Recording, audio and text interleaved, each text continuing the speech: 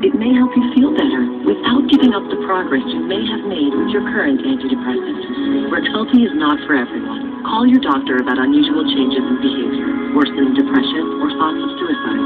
Antidepressants can increase these in those 24 and younger. Elderly dementia patients taking Rexulti have an increased risk of death or stroke. Call your doctor if you have high fever, stiff muscles, and confusion to address a possible life-threatening condition, or if you have uncontrollable muscle movement, as these may be permanent. High blood sugar was reported with Rexulti, and in extreme cases can lead to coma or death. Other risks are increased cholesterol, weight gain, decreased white blood cells, which can be serious, dizziness on standing, seizures, trouble swallowing, and impaired judgment or motor skills. Don't give up on the progress you may have made with your current antidepressant. Talk to your doctor about adding Rexulti, and feel better about facing the world. You may qualify to get your first 30 days free. Visit Rexulti.com for details. Circle of Life. Rexulti. What the fuck happened to Paxil? No, notice where they talk about doing crazy shit. Well, see what happens is, what I believe is, it kills your ability to have a conscience. Notice where it talks about it could kill you. This fucking shit could kill you. Notice where they're talking about, there was one commercial talking about a $15 copay. That means, in other words, they'll bill Medicaid for the full price of it, and then you have to pay $15 for this fucking shit. Notice where it says, do not operate heavy machinery, especially machine guns. Now then, they're talking about movements, involuntary movements. You can get something called tidal dyskinesia. That means for the rest of your life, you'll have motherfucking involuntary movements. I don't even know why this fucking shit is allowed anywhere on fucking TV. How much money are they paying to put this fucking shit out? See, the truth of the matter is, here's how you beat the happiness fucking trap. You say, fuck happiness. I don't give a shit if I'm happy one motherfucking day in my life. It's so simple. Only an ungrateful motherfucker, an ungrateful bastard, who will not count the blessings that their Maker gave them. Those are the motherfuckers that are unhappy. See, the truth of the matter is, what if you was born to where you was rejected from birth? You never had a mother, you never had a father, sister, brother, aunt, uncle, cousin. When somebody mentions in-laws or cousin or niece, you don't know what the fuck it means because you never had a family. And talk about depression. When you're born to where you're not good looking, you're not described as cute, you're politely avoided your whole fucking life. Well, let's talk about another pity party. You're born to where you can only see out of one fucking eye. Let's talk about another pity party. You feel lost your whole fucking life. You never fit in anywhere. But you see, here's the thing. It talks about Job in the Bible. It talks about where he had a wife, had a family, he had riches. From what I understand, it's talking about that Job was born with all kinds of riches, all kinds of blessings. And in the Bible it talks about where the devil said, I'll make Job curse you. And God said, all right, you can do whatever you want to him, but you can't take his life. Even his wife cursed him in the Bible. Why won't you damn God? Hey, compared to Job, Job had a fucking family. Job, chances are, was probably good looking because he had a wife. Imagine being born to where you're just politely tolerated in fucking life. You created a paper called a PDF, Oath of Arrest and Prosecution, only one page, that people can download to their smartphones and to their computers, which I've demonstrated to people before.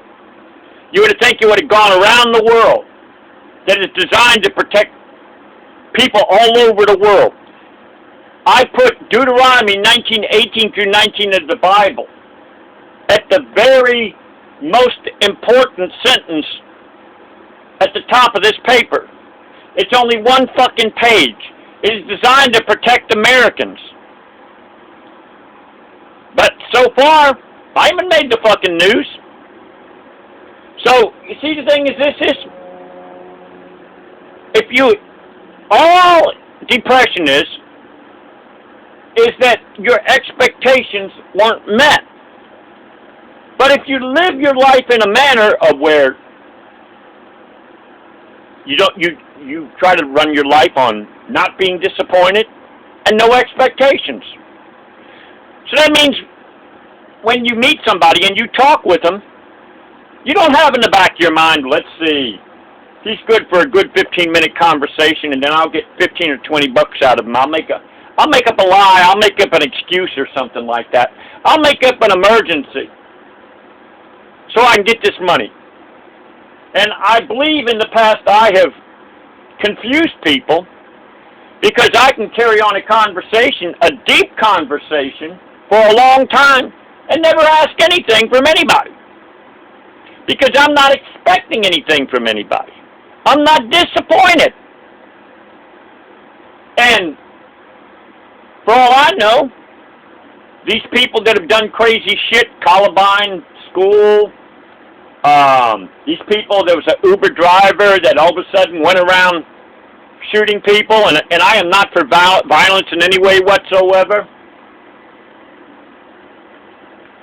How do we know that they weren't on these psychotropic drugs?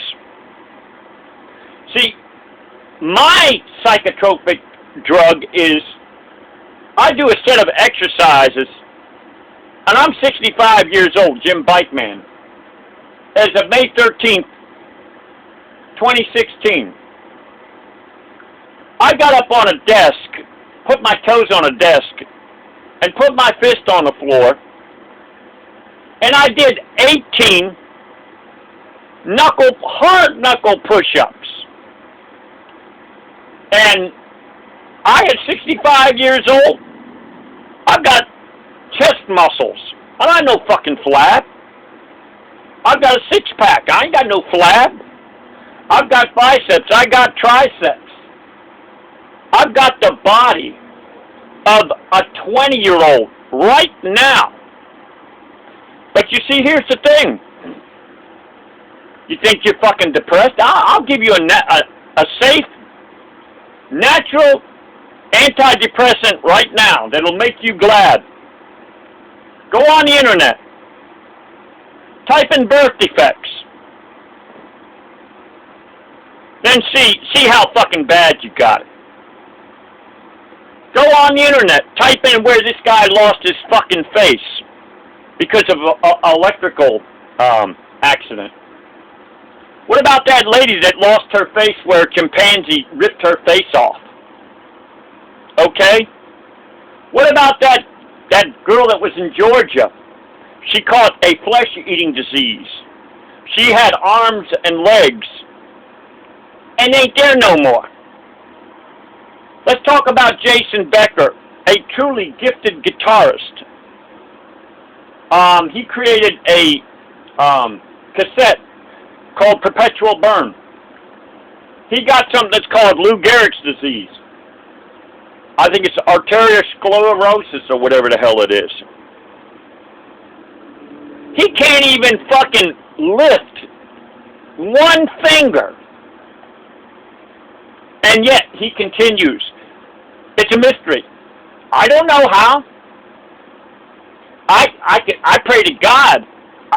I thank God that at 65 years old, I got a fucking body, man, that when people look at me, there was one guy in his 30s, you can go under Jimbikeman Senior Citizen Exercises. I've got 3 sets of exercises where I get up on a fucking picnic table, the top where people eat on, put my toes on it.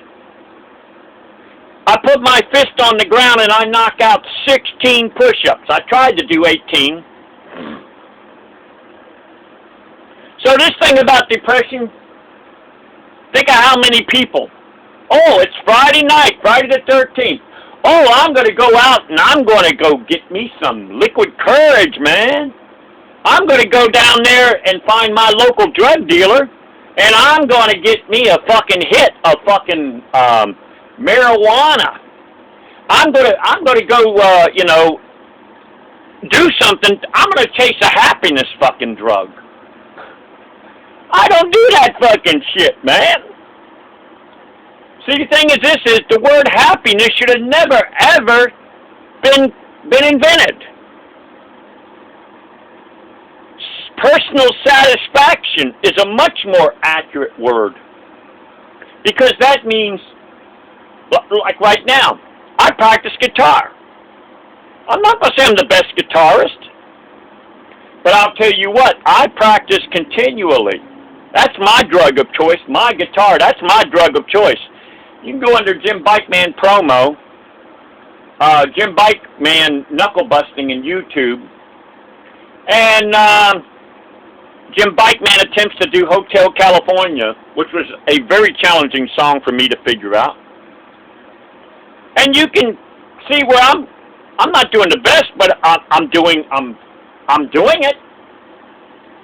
So, see, there's this lie going around. Oh, you gotta be happy. Well, think about how many people are right now, because they decide to take a happy drug, drinking, smoking, doing crack cocaine or whatever the fuck they do. They're right now either in the hospital, jail, or the graveyard. See, the thing is if you continually, even in the beginning, if you got to force yourself to count your blessings. I, at 65 years old, I've got a body I'll give any 30-year-old, 20-year-old a run for their fucking money. Here's the thing. If we count our blessings, then that right there will make it to where we will be appreciative, and then there ain't no motherfucking depression. It's that goddamn simple.